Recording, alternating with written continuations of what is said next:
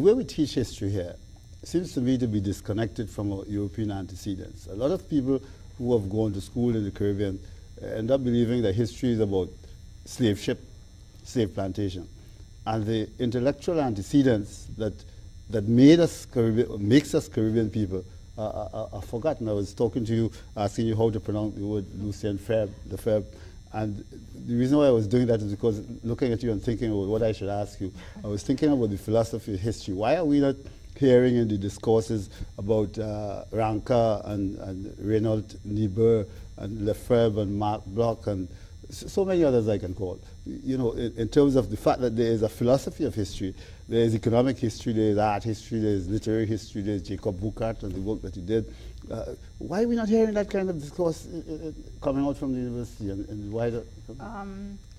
Well, again, there is a sort of problem in getting academic work out into the public. But again, I can assure you that our students at the university are exposed to the way the discipline of history has developed. I can categorically tell you that because for many years I have personally taught the compulsory first-year course called Introduction to History, and hundreds of people have gone through that course, and they have certainly been exposed to how the discipline of history developed and emerged, and they have been given at least introductions to some of the great historians of the past. You mentioned some of them.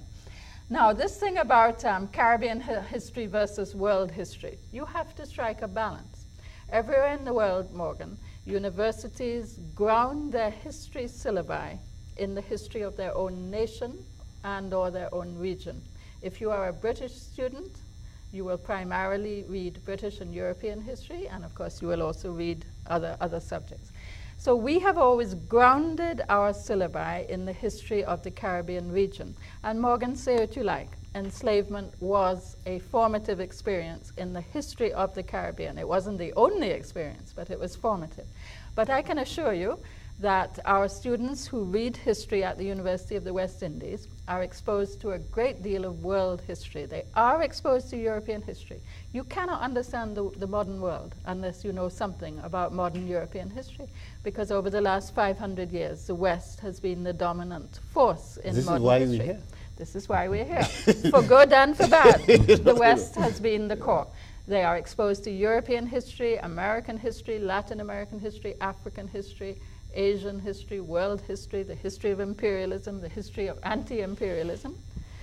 But we do foreground our program in Caribbean history, and we make no apologies for that. So you strike the balance. You want your students to become well-educated citizens of the world, critical thinkers, but you also want them to be grounded in their nation and the region that they're born in and that we hope they will contribute to. But doesn't globalization put greater demands on you to ground the teaching of history and the related disciplines that have to do with the expansion of commerce, sure, the age of discovery, in that context, in that global context? I mean, you know, when I was reading recently about the World War, the First World War, and the guy was saying, well, what First World War? When the Napoleonic Wars, World War, they were fighting them all over the place. That's good. That's a very good point.